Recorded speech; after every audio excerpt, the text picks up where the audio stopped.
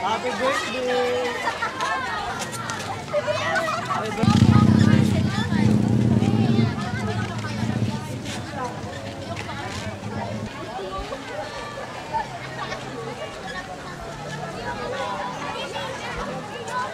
Kuya, pila na kayo?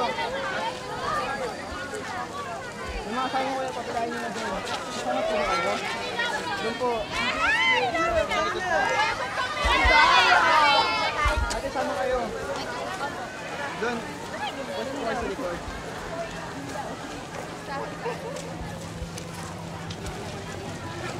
Sabi nga ni Papa, oo, wala nang amang ko. Kasama naman.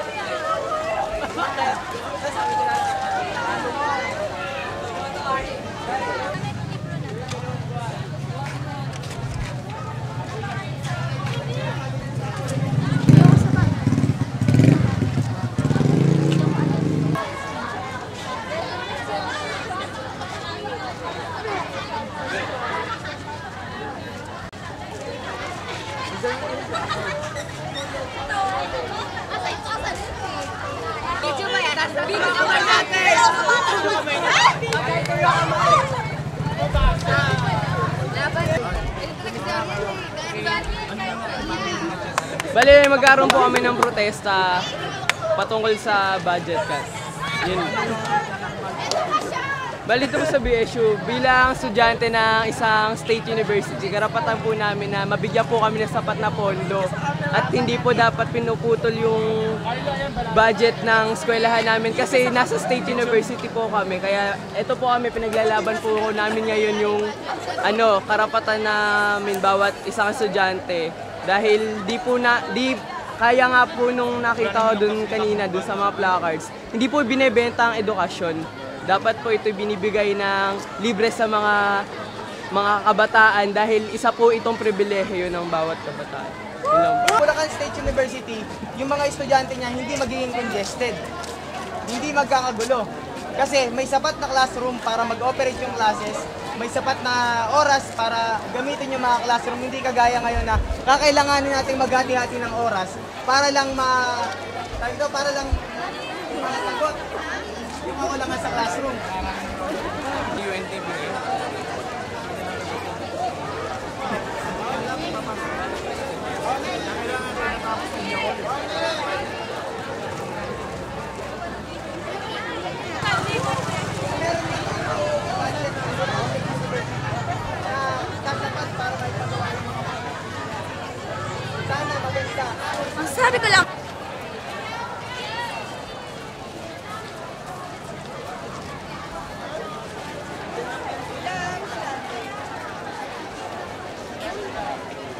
sana yung 100 milyong piso na yun para matugunan yung pangangailangan nung ating pamantasan. So paano ba nahati yung budget? Isipin nyo, 0% ang capital outlay.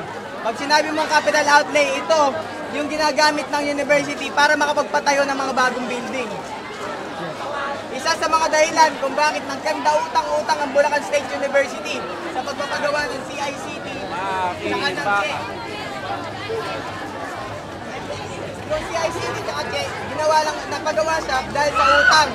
Inutang natin sa Land Bank. Pero ang huling capital outlay allotment na binigay sa atin ng Congress at saka ng national government, yung Pederizo. Ganong kaluma, ganong katagal nung huli silang nagbigay ng budget sa atin.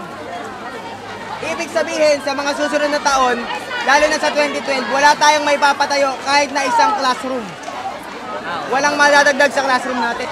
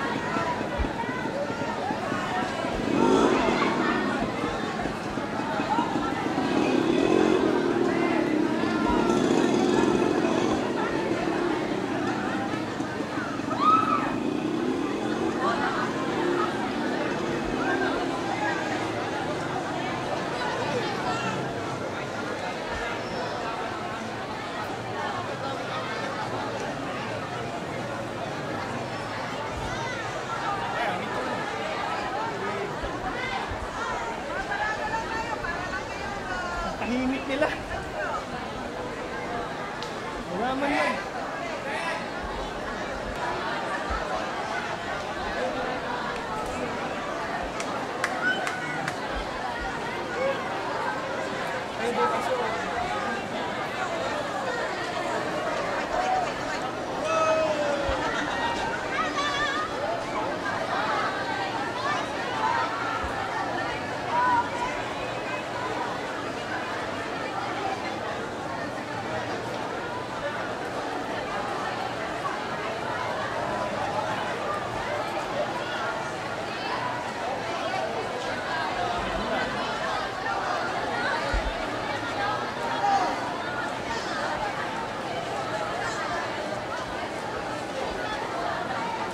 Sa part 2 na lang, sa part 2.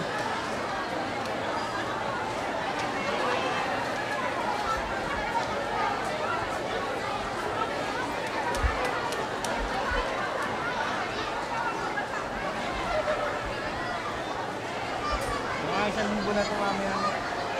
Baka kulang isang linggo na ito.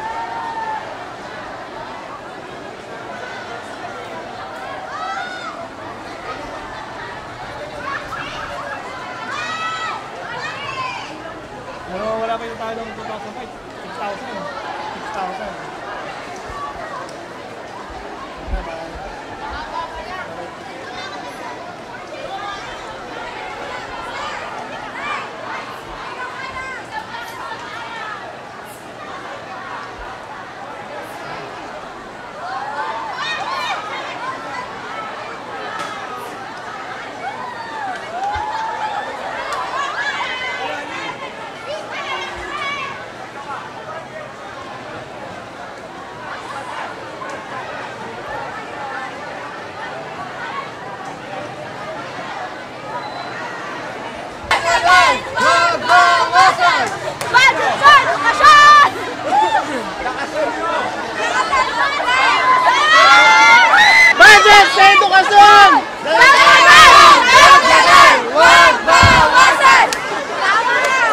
edukasyon, karapatan ng mamamayan, ipaglaban! Edukasyon, karapatan ng mamamayan!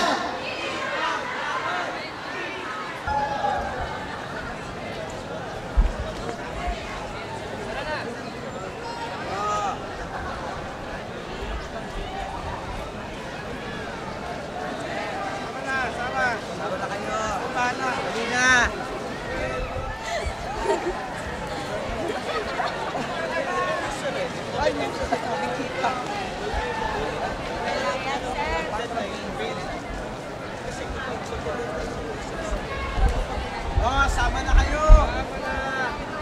Sama na kayo! Oh, sama na! Bakit tara?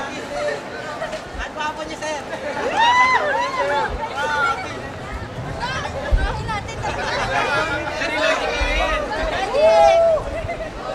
Oh, sama na kayo! Sarap pala eh!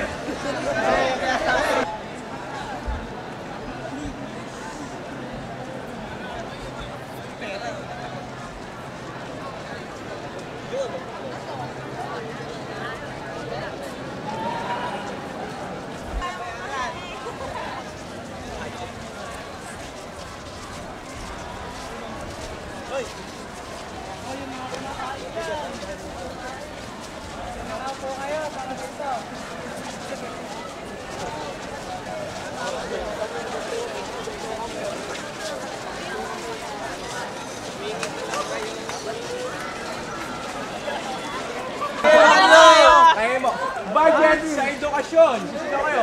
Dagdagan, huwag bawasan.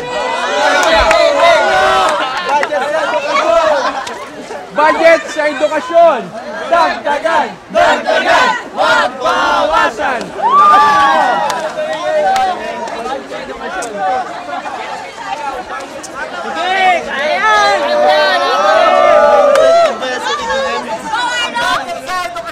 Budget sa edukasyon! Dagdagan! Huwag bawasan!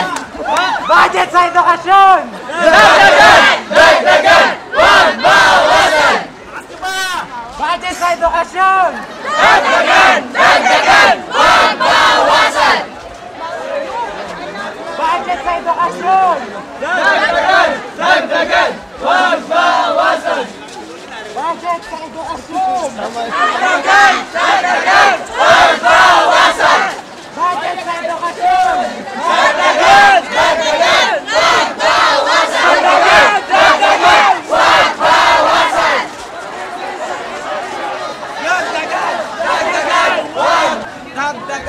Dagdagan! Huwag bawasan! Join na kayo, dali, join! Dagdagan! Huwag bawasan!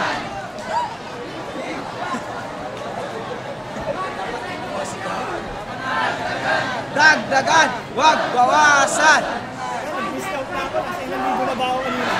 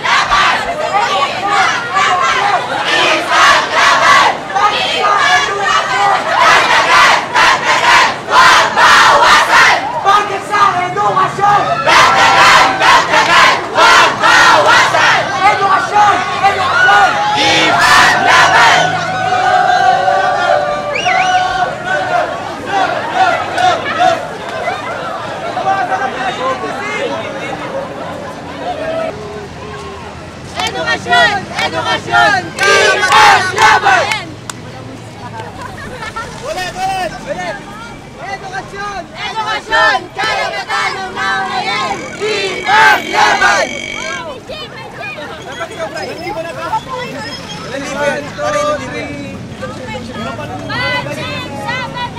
Edukasyon! Edukasyon! Karapatan ng mamamayan! Ipaglaban! Edukasyon! Edukasyon! Karapatan ng mamamayan! Ipaglaban!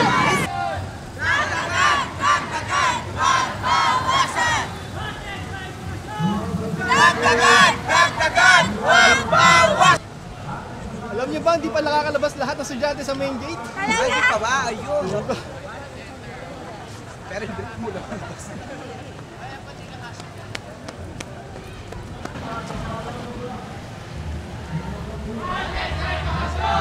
Dagdagan! Dagdagan! Huwag bawasan! Dagdagan!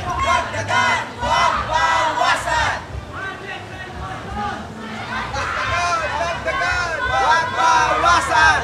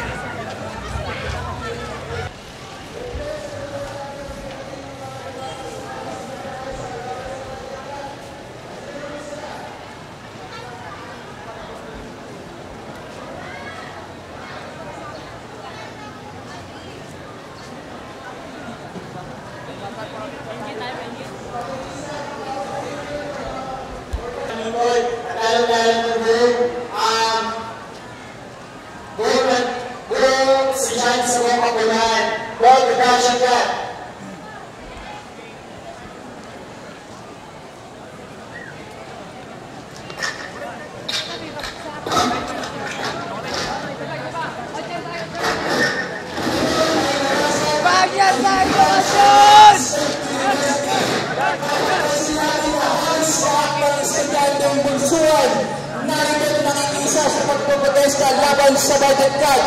Ngayon mga kabunsuan, batid natin, hindi lang UP.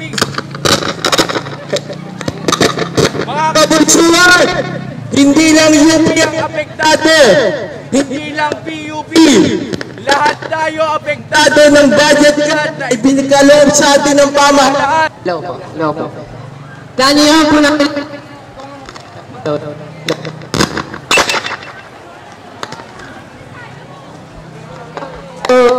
Ayan. Naihaan po namin lahat na pupunta rito sa Heroes Park upang matunghayan kung ano ho ba ang meaning ng o kung ano ang kahulugan ng budget cut na ating pinaglalaban. Ayan po. Okay. Dito lang po, mag-ipon-ipon po tayo dito sa Heroes Park. Ayan po, pagkaasahin po natin. Forward po, forward. Magbawasan! Ala na. Okay na. Budget sa edukasyon! All student forward po tayo dito. Hunayin po natin ang buong Heroes Park. Edukasyon! Edukasyon! Ipaglaban! Ano ang sigaw ng bunsuan? Edukasyon! Edukasyon! Ipaglaban! Hindi ko madinig! Ano ang sigaw ng bunsuan? Edukasyon! Edukasyon! Ipaglaban! Edukasyon! Ipaglaban! I-compress mo eh. Forward!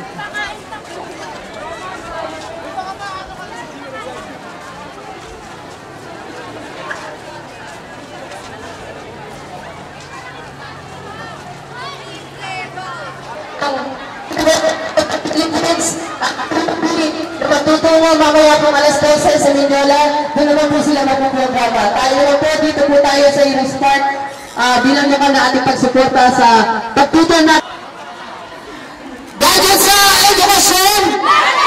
Dagdagan! Huwag bawasan! Budget sa edukasyon!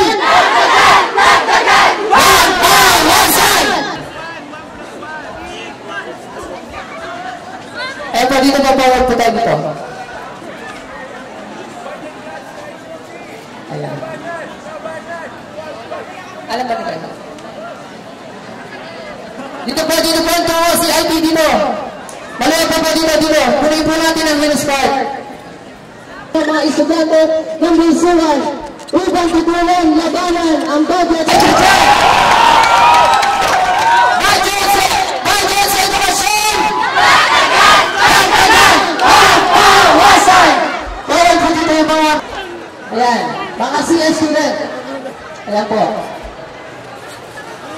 Kaya po dito po, para magkasa po yung pumapasok. Marami pa po. Ayan. Mga UP, nasa Kaynila, sila naman ang bunaman sila gumagawa naman sila ng programa. Pasok, payroll pa po kayo para makapasok po yung mga nursing natin dyan. Ayan din ang mga legal management, halos may representante ang wahasing. Muli na mulat ang mga eskulang ng bayan sa Bulacan State. Sa kabila. Dito sa may tapat ng Carpio. Sa may tapat po ng Carpio Hall. Kaya yung pagkuha. Yung balita mamaya.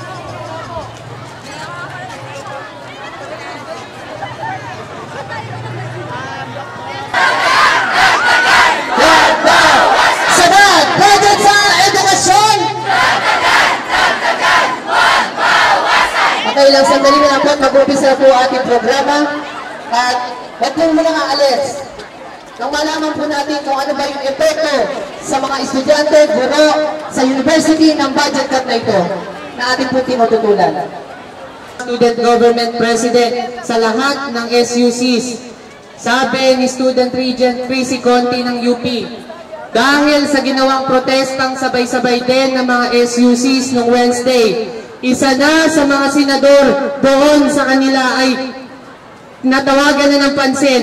Si Senator Alan Cayetano ang nagsabi ng dapat ang SUCs ay bigyan pa ng karagdagang 2 bilyong budget dahil ang SUCs ang talagang pag-asa ng ating bansa. So muli po sa lahat ng sumama sa Wednesday, nagpula. Isa pong taas kamay na papugay sa inyong lahat at sa atin po ngayon. Kasabay po ng ating ginagawa ngayon ay ang malawakang protesta rin po pambansa kasama ang UP na ang puso. Ngayon, pangalawang beses, binawasan na naman ng 1 bilyon ang ating budget para sa SUCs. Hindi napapayag ang mga kabataang estudyante ng Bulacan State Unibuba. Kaya ano po muna ako ang magpakilala kung ano ang ating gawain. Ano nga po ba ang budget cut sa edukasyon? Sa kabuuang budget po ng Pilipinas, meron tayong ay kakarampot na 21.8 billion pesos lamang. At ang BSU na nangangailangan ng 362 million ay binigyan lang ng 230 million. Kulang na kulang, halos kulang na 150 million para sa atin. Kakarampot din ang binigay na budget para sa MOOE. Ang MOOE po yung pagmimintina sa ating mga building. Kaya napapasan sa atin ang pagmimintina ng mga building sa pamamagitan ng iba't ibang bayarin. Sa anggulo naman po ng mga guro, dapat ang mga guro ay tumaas na ang sweldo dahil sa salary standardization law. Pero ang gobyerno Aquino po, yung personal services, binawasan niya ng mahigit 50 million na pampasweldo sa may mga plantilya o permanent positions dito sa atin.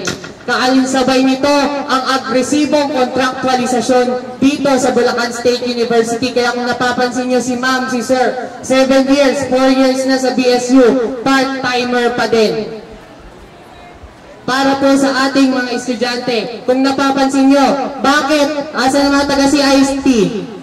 Ang CIT kaya hanggang ngayon, ni pintura, hindi mapinturahan ng CIT building dahil ang binigay ng gobyerno sa pagpapagawa ng bagong building ay 0%. Ni 5, wala silang nilabas sa kaban ng gobyerno na tayo at mga magulang natin ang nagbibigay.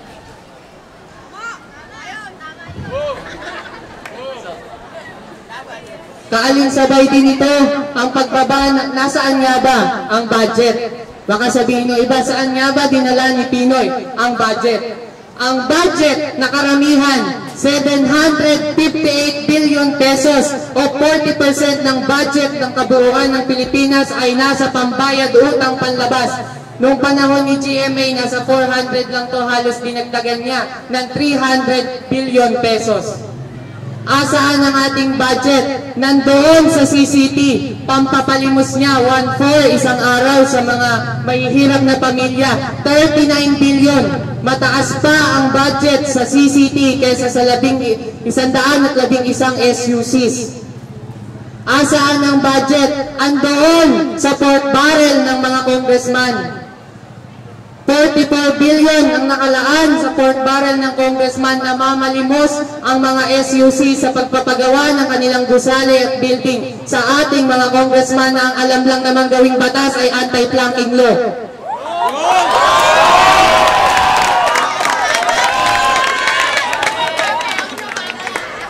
Asaan ang ating budget? 107 million.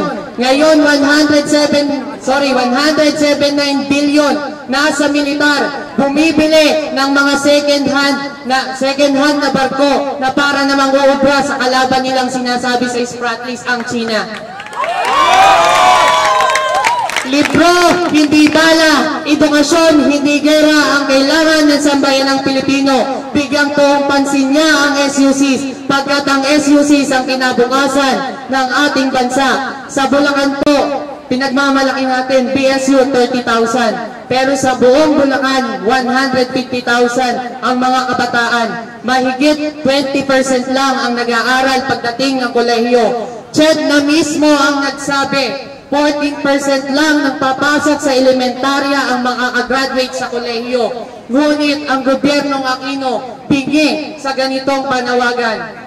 Pero mula ngayong araw, hindi na magpapaloko ang mga kabataang estudyante ng Bulacan State University. Pagkat tayo'y titindig at iparirinig natin doon sa nasa stage ngayon, ang sarap-sarap sa stage habang ang kanyang mga hiskolam ng bayan, walang tamang classroom, halos 60 na sa isang classroom. Ang mga teachers, walang benepisyo. Unti-unti na at sagad-sagad na ang pagpapahirap ng ating pamahalaan sa atin. Muli po, para ipaliwanag naman, ano nga ba ang epekto sa Bulacan State University ng budget cut? Ang senator at ang chairman ng Partido Pagkakaisa ng isang demokratikong mag-aaral po. Ano nga ba ang epekto nito sa ating university, sa guro, sa estudyante, sa ating university? Una, sige po. Paunahin po muna natin ang ating faculty regent, si Ma'am Hermie Bautista. Magandang umaga po sa ating lahat! So, ang Faculty Union po ng Bulacan State University sa pangunguna ng inyong lingkod ay buong pusong sumusuporta sa lahat ng ating estudyante na tama lamang ipaglaban yung education budget cut na ginagawa ngayon sa Senado. So, katulong niyo po kami at sumusuporta kami sa adhikain ninyo na ipaglaban ang karapatan ng mga kabataan, lalo na ang mga estudyante. So, kung ano man po ang susunod nyo pang pagkilos, umasa po ang ating mga estudyante na isa-isang matahimik, mapayapa, at kapaki-pakinabang na pagkilos. Maaasahan nyo po ang lahat ng faculty members ng Bulacan State University. Hindi po namin kayo pababayaan. Lagi po kaming nakahandang sumuporta para sa inyo. So, wag po tayong mag-alala na ipaglaban ang ating karapatan. Nasa tamang landas lamang po tayo. Hindi po kami sasama sa inyo kung hindi tama yung inyong ipinakikipaglaban. So, minsan pa po, ipagpaumanhin niyo po kasi may schedule din po kami ng exit meeting ngayon. So, iiwanan ko po ang mga estudyante sa pamumuno ni Brian. Pero wag po kayong mag-alala. We will always support the students sa Bulacan State University. Maraming salamat po. Ang guro ng bayan! Ngayon ay lumalaban! Ngayon ay lumalaban! Ang guro ng bayan! Ngayon ay lumalaban! Mga kabunsuan, nagpapasalamat tayo sa Faculty Union na nakiisa sa pakikipaglaban natin mga estudyante. Ngayon sa pagpapatuloy ang pong tinatawag ang senador ng SG at ang kasalukuyang chairman ng Partido Pagkakaisa ng Demokratikong Mag-aaral, si Robin Del Pilar. Muli po, taas na mga po, pagbati mula sa Partido Pagkakaisa ng Demokratikong Mag-aaral. Ano nga ba ang epekto nito sa ating university? Unang-una, yung capital outlays na binibigay po ng gobyerno sa atin. Ito po yung pampagawa ng mga infrastructure, pag-maintain po ng lahat ng building, ng mga iba pang kagamitan dito sa ating university. Alam niyo po ba kung magkano ang bigay ng ating gobyerno? Zero! Pampagawa ng building, kaya lahat po ng building dito sa BSU, sagot ng mga politiko, na mamalimos po tayo sa mga politiko. Huling nagbigay ang gobyerno ng capital outlay sa mga university, dito sa Bulacan State University, noong gawin pa itong Federico Hall. Tignan nyo ang Federico Hall kung gaano nakatanda. Noong panahon yun, noong pa po nagbigay ng pondo para sa pagpapagawa ng infrastructure. Kaya yung CIT building hindi matapos-tapos. Kaya tayo nagtitiis sa masisiksigang room, mainit, makalawang na mga upuan, nagsisiksikan dahil wala po tayong budget na pampagawa ng ating mga facilities. Yung po ang epekto ng budget cut na yun. Pangalawa, personal services sa mga guro. Mga pampasahod sa guro, kulang, binawasan ng 50 milyon ng gobyernong Aquino ang pampasahod sa mga guro. Kawawa naman ang ating mga guro. Sino magpapasahod? Ang university. Saan kukunin ang university? Sa estudyante. Diyan po kinukuha.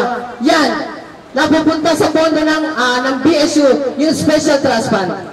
Saan, buti na lang meron tayong mga IGPs, Income Generating Project, na kung saan pinatihintulutan ng batas na Higher Education Modernization Act. Kaya po tayo may MACDO, may Graceland, may Caltex. Hindi lang po ginusto natin na magkaroon dyan, sapagkat kailangan po natin ang pondo dahil kulang ang binibigay ng government sa atin. Kaya po hinihiling po natin sa gobyerno na taasan ng personal services ng mga guro. Bigyan ng benepisyo, allowances sa mga guro. Kailan lang tinanggal ang kanilang benepisyo, bonus, allowance ng mga guro. Kawawa naman sila. Pati yung ultimo choke allowance tinanggal ng gobyerno. Kawawa naman ang ating mga guro. Ikatlo, ano naman ang epekto nito sa ating mga estudyante? Kapag nagpatuloy ang budget cut sa lahat ng state universities and colleges, alang magagawa ang ating administrador, walang pagkukunan, kundi itaas ang tuition ng estudyante. Yun lang po, wala na pong pagkukunan talaga. At once na nagpatuloy ito at tumaas ang tuition ng estudyante, napakaraming estudyante ang hindi makakapasok. Bababa ang enrollees ng BSU. At ano ang epekto nito sa ating mga kaguruan? Mawawalan sila ng trabaho dahil walang pampasahod sa kanila. Kukunti na ang estudyante, hindi na kailangan pa ng maraming profesor. Kaya ipaglaban natin na magbigay pa ng maraming budget sa edukasyon. Noong 2001, ang tuition fee lang po dito sa BSU, 20 pesos per unit. 500 pesos lang pwede ka nang pumasok. Pero sa patuloy-tuloy na budget cut ng gobyerno, nagtaas po ito mula 40, 60 hanggang makarating sa 200. Pero noong 2008, panahon ni President Gloria, naging 220 per unit po ang tuition dito sa BSU. Sa pamagitan ng moratorium ni GMA, ibinalik, inarapan ng second sem, yung 20 pesos. Binalik dahil bakit na ibalik? Dahil sa sama-samang pagkilos ng mga estudyante sa buong university, sa buong bansa. State universities nagkaisa, nagprotesta para ibalik yung dati nilang mga tuition fee per unit. Kaya naibalik ang 200 pesos per unit ng BSU. Dati po itong 220. Ayan, ang plano pa ng gobyerno, kunin ang budget natin dito sa university. Dadalhin nila sa kanilang DBM. Kukunin nila lahat ng pondo natin. Lalo na yung mga unfilled positions ng mga professors natin. Kaya ngayon ginagawa natin ang pagtutol dito sa budget cut na ito. Kaya estudyante, guro, administrador, magkaisa, tutulan po natin ang budget cut na edukasyon. At umasa kayo, bunsuan, na mananatiling kayo ang lakas ng Partido Pagkakaisa ng Demokratikong Mag-aaral. Maraming salamat po. Budget sa edukasyon! Budget sa edukasyon! Mabuhay po, Bulacan State University.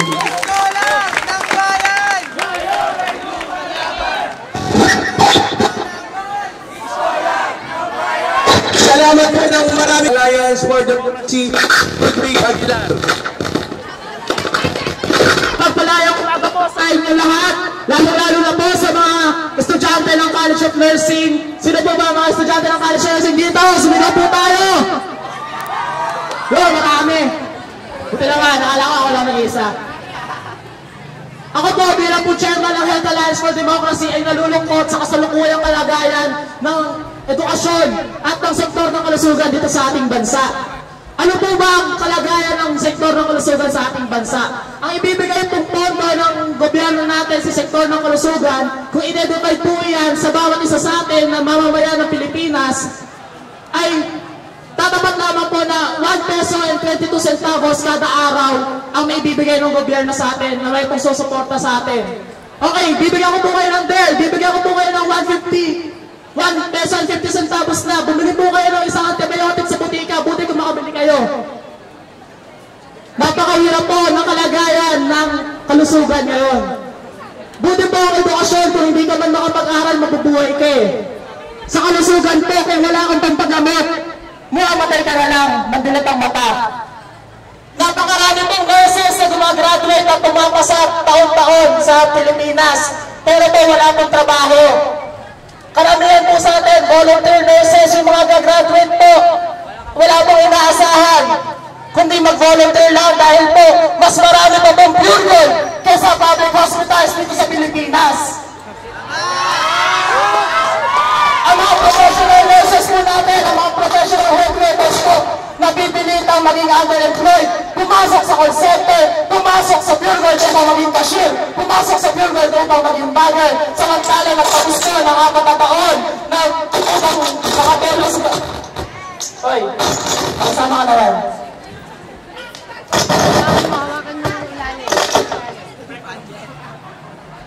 Sabi nga po nila, nabasa ko sa isang CR sa may university sa Manila, sa College of Medicine yun nila. Nabasa ko sa CR nila, ano raw po ba ang pinagkaiba ngayon ng nurses sa dried mangoes? Wala nang halos pinagkaiba. Ang dried mangoes po at saka nurses, pareho na po ang export quality. Pero ang mga nurses po ngayon, imbis na gusto magtrabaho dito sa Pilipinas, mas gugustuhin pa pong magpalila sa ibang nasyon. Mas gugustuhin pa pong lumayo sa kanilang pamilya. Mas gugustuhin pa pong iwanan ang kanilang mga anak, ang kanilang mga kapatid, upang magtrabaho sa ibang bansa. Samantalang sa Pilipinas po mismo, napakalalak po ng sitwasyon ng kalusugan. Marami po mga kababayan natin. Marami po mga kababayan natin ang namamatay na hindi man lang nakakakita ng anino ng nurse o ng isang doktor. 200,000 po ang walang trabaho. Isa po itong matuturing ng krisis. Saan po ba tayo ilalagay ng ating gobyerno niyan? Hindi lamang po sa mga nurses ito, pati na rin po sa lahat ng profesyon. Maging engineer man po yan, maging teacher man po yan, maging accountant man po yan. Napakahirap po maghanap ng trabaho dito sa Pilipinas. At sinasabi nga po nila, education is the greatest equalizer in life. Pero ano ang binibigay ng gobyerno sa atin? Pinagmumukha po tayong pulubi, pinagmumukha po tayong mahirap sa sarili nating bansa. Dahil nga po, education is the greatest equalizer in life. Bakit po tayo ginaganito ng ating gobyerno? Dahil po nakatali po tayo sa mga neo-liberal na polisiya. Ang budget na dapat nakalaan sa edukasyon, dinadivert po pambayad utang, dinadivert po sa militarization, dinadivert po sa pork barrel. Malay i-divert nila lahat sa education, i-divert nila lahat sa health, upang ang mga mamamayan po hindi na mamamalimos sa mga kongresista pag nagkasakit, hindi na mamamalimos kay governor pag nagkasakit, at hindi po tayo nahihirapan pag pupunta po tayo sa provincial. Sino po ba dito ang hospital na? Nakapag-hospital na po ba kayo sa isang public hospital? Naramdaman niyo po ba na parang kulang na kulang ang kagamitan sa isang public hospital kung ikaw kumpara mo sa isang private hospital? Patay na, wala pa rin nurse. po yan. Dahil po, sa isang public hospital po, kulang na kulang po ang sahod ng mga nurses po. Sa Bulacan po, ang sahod po ng isang nurses almost 6,000 pesos lamang. Kung ikukumpara po sa ibang profession, mas gusto nyo pa mag-call center, nakikita ka ng 12,000 kaysa i-practice mo yung mismong profesyon. Nakakalungkot po dahil yung mga ganitong problema ay hindi alam ng ating mga karamihan sa atin. Ang mga ganitong problema na fundamental na talagang nakaka-apekto sa atin, na nakadugtong sa ating bituka, ay minsan nawawalan pa ng puwang sa atin dahil mas iniisip pa natin kung paano magpayaman ng ating sarili. Payamanin po muna natin ang ating komunidad, payamanin po muna natin ang ating lipunan, bago po natin paunlarin ang ating sarili. Tigilan po natin ang pagiging individualistic. Huwag po tayo maging apathetic sa problema, ang tunay ng problema ng ating bayan. Ang tunay ng problema ng... Hello? Okay, kita naman po, sa budget cut po, na dapat mandato ng ating gobyerno, na dapat na may pinakamataas sa budget allotment sa Pilipinas. Ang mga pinakamataas sa budget allotment po, pambayad utang. Samantalang education po, kawawa-kawawa. Lalong-lalo na po ang sa sektor ng kalusugan. At bilang pong panghuli, sasabihin ko po, inis po ng buhok ng ating presidente ang binibigay niyang budget sa edukasyon at sa kalusugan. Wala po itong pagbabago sa kanyang buhok, itang-ita na po yung anit niya. Napakanipis po. Samantalang tayo namamalimos sa kakaunting budget na nila yung binibigay. Yun lang po, maraming salamat po. Patuloy po tayo lahat.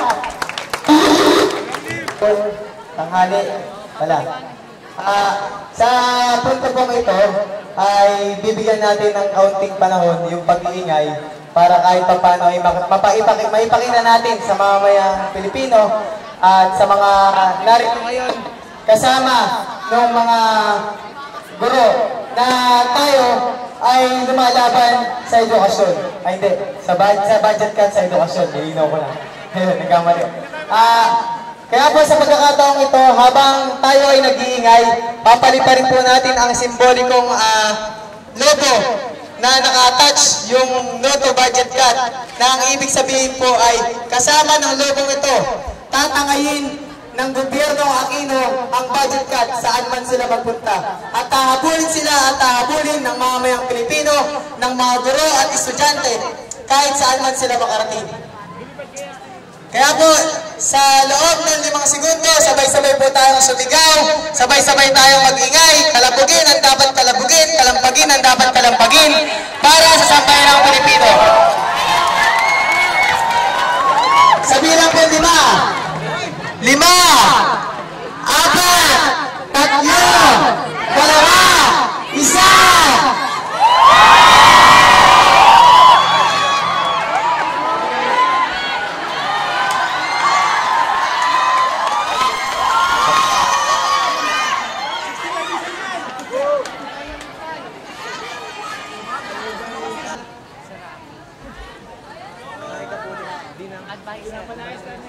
Sa pagkakataon pong ito ay tinatawagan natin si Professor Rocky Capule, ang siyang advisor ng student government ng Bulacan State University.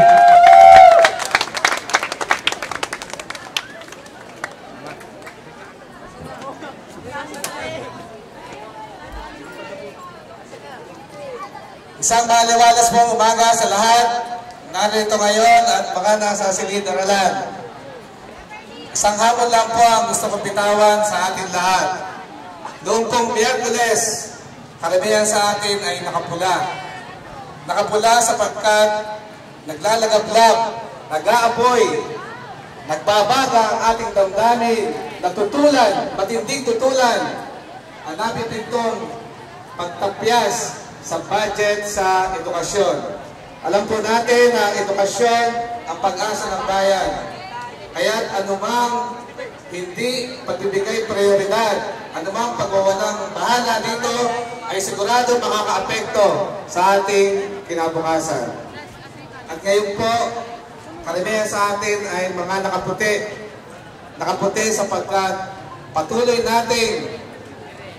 tayo makikibaka sa ating busilak na hangarin, busilak na mithiin, sapagkat ito ay ating karapatan na itaguyod ang ating kinabukasan, ang edukasyon.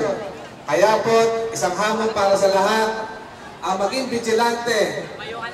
Lagi po nating tingnan palagi ang ating mga apoy kung ito ay aandap-andap. Lagi po tayo magsumikap na ito ay pagbagahin, pagningasin para sa isang mas maliwalas na kinabukasan. Magandang umaga po sa lahat.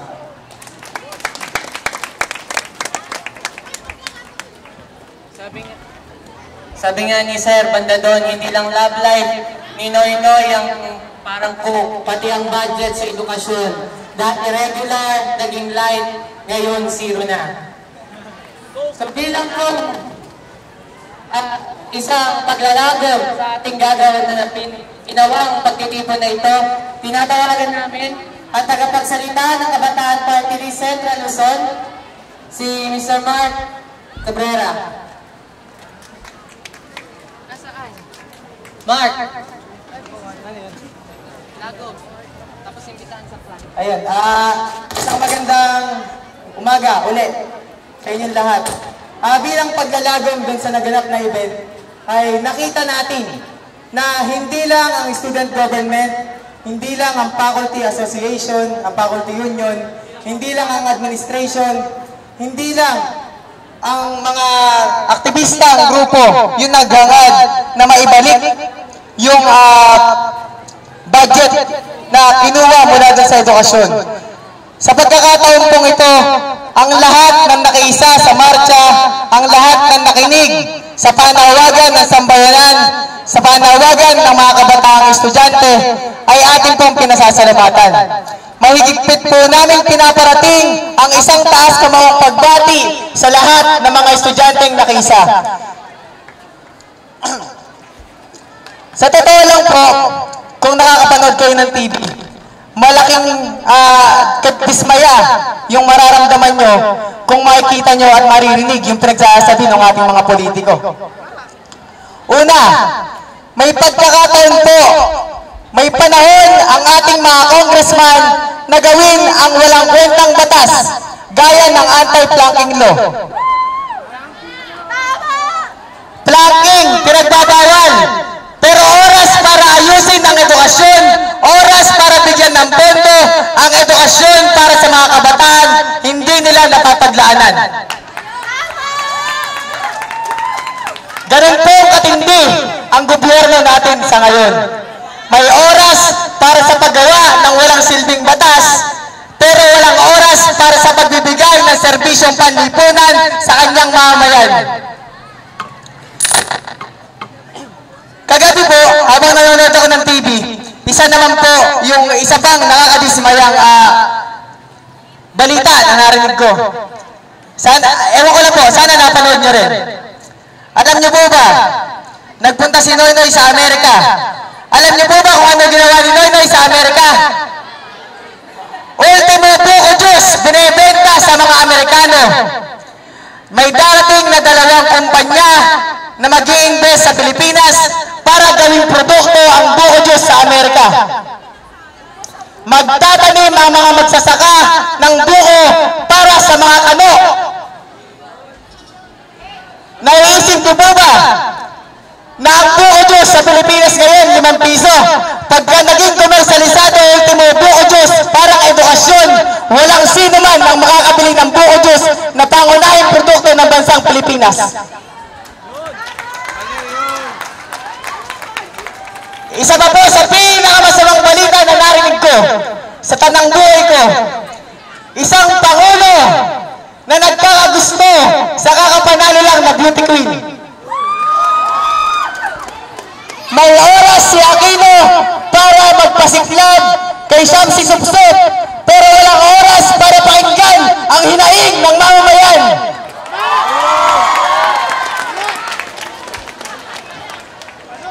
Isipin nyo naman, kaunting kahihiyan, diba? Sana, nung pinasok niya yung pagiging presidente sa Malacanang, Naisip niya na kaya siya tutungtong doon ay para pagsilbihan ang mamamayang Pilipino. Hindi para manligaw kung kani-kanino.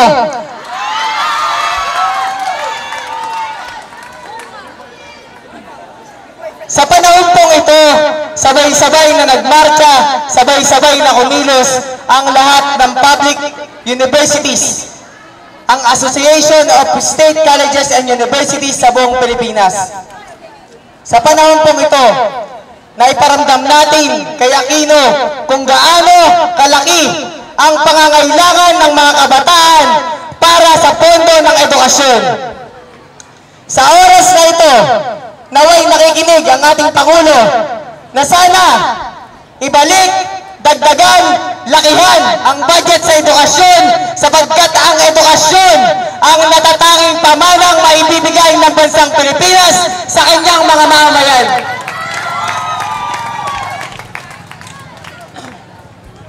Wala nang iba. Kung naniniwala pa ang gobyerno, kung naniniwala ang mga kongresista natin sa atin, kung naniniwala sila na ang kabataan ang pag-asa ang bayan, ngayon pa lang, idadrop na nila yung resolution para gawing dagdagan ng 2 bilyon ang pondo ng state colleges and universities. Bigyan naman natin ng kaunting panahon ang mga mamamayan na pakinggan yung kanilang kahilingan. Hindi puro babae, puro inom, hindi puro trabaho, wala namang saysay, hindi puro batas na wala namang pararatnan yung gagawin natin. Marahil, isa po sa mga kaharap nyo ngayon dito, marahil isa sa mga katabi nyo, pagdating ng panahon, magiging kongresista.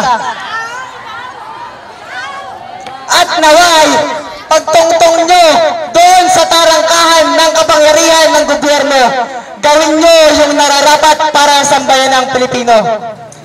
Dagdagan ng budget ang edukasyon sapagkat hindi mauunlad ang bansang ito kung walang makakatapos na Pilipino.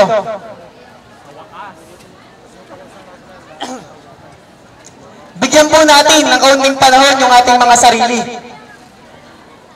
na maglaan ng kaunting panahon para sa bayan. Hindi po puro pansariling interes na lamang yung ating iniisip. Sa mga nagdaang panahon, tanging yung sama-samang pagkilos ang isa sa pinakamapagpasyang paraan para gisingin ang mga natutulog na politiko. At nawa, maging si Gobernador din sa kapitbahay lang natin, sana matutunan niya namang makinig sa panawagan ng sambayan ng Pilipino, sa panawagan ng mga kabataang estudyante ng Bulacan State University. Sana matapos na yung CIT. Diba? Nung po ako tumuntong dito sa Bulacan State University, year 2005, dito na po ako tumanda, hindi dahil sa tamad ako mag-aral. Ako po tumanda sa Bulacan State University dahil dumating sa punto na ultimo pagkain, walang makain yung mga kaanak ko. Dumating kami sa punto na kakailanganin mong magtrabaho kahit gusto mong mag-aral. Pumasok po ako sa mga fast foods para lang makapag-enroll sa Bulacan State University. At nawa, hindi na yung danasin ng marami pa nating kamag-aral. Baka po bukas,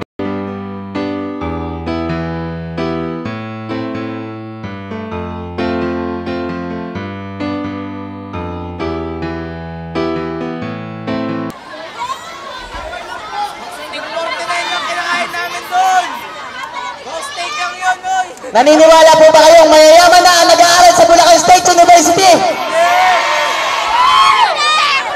Sabi na nila, ang student government lang, ang PBN lang, at ang aktivistang organisasyon lang, ang siyang nagsasabi na ang Bulacan State University ay laban sa budget cut. Kasama po ba kayo sa mga taong humihiling na dagdagan ang education budget?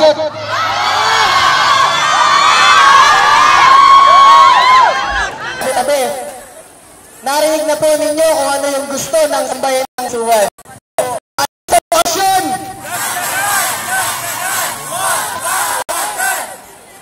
Ayan, sana po narinig nyo kami sa na ito.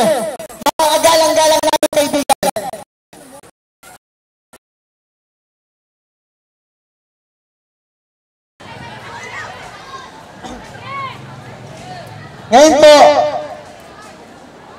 gusto po namin kayong imbitahan na saksihan yung aming isa sa mga pamamaraan para ipakita yung aming protesta sa sambayan ng Bunsuan, sa sambayan ng Pilipino, at lalo higit sa gobyerno. Lahat po tayo, umusag po kayo dito sa gawing gitna ng Heroes Park para saksihan yung ating mas flanking. Lahat po ng gusto dumaba.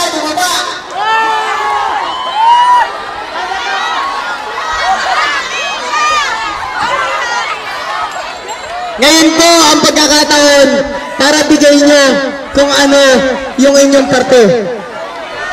Ipakita po natin sa gobyerno ito na ang planking hindi isang walang kwentang bagay. Bigyan natin ng kabuluhan yung pagpa-planking sa pamamagitan ng pagpa-planking laban sa education budget.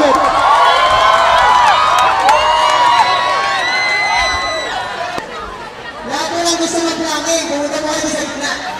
Yes, yung SD officers, lahat gitna. Lahat din yung gusto pong sumama.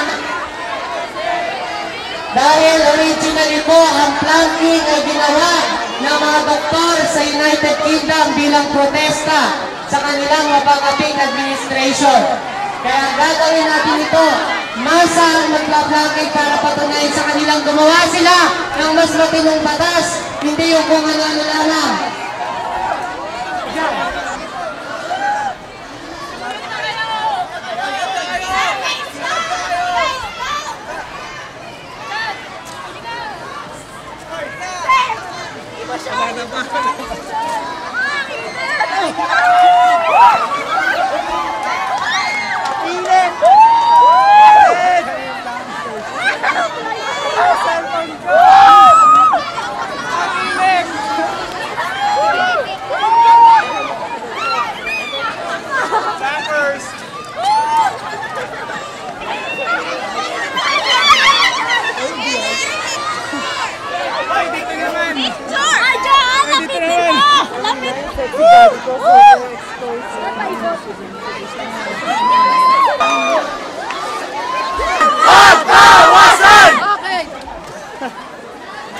Solar ng bayan ay lumalaban. Ngayon ay lumalaban. Iskola ng bayan. Budget sa edukasyon.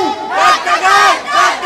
Wag bawasan. Ay maraming po salamat sa nakiisa sa ating kilos protesta laban sa budget cut ng gobyerno. Kasunod po nito, mamaya alas 12 sa Mindiola naman ang pagkilos ng pambansa. Magpapadala ng ilang delegado ang BSU kasama ang iba-iba pang state university ng mismo sa harapan ng mga kongresista, sa harapan ng mga senador, at kung makakaabot hanggang sa harapan ng presidente, isisigaw natin ang ating panawagan para sa ating karapatan sa edukasyon. Mabuhay ang Bunsuan, mabuhay ang Bulacan State University. Isang mapagpalayang araw sa inyong lahat.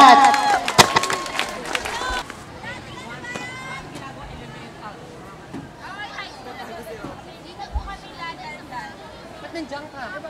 Dito ka, pakita kasi. Okay lang yun. Ikaw na, Faith.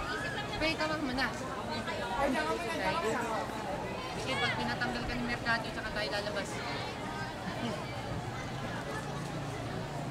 Ano ba? Nakuna na ba yun? Nakuna na ba?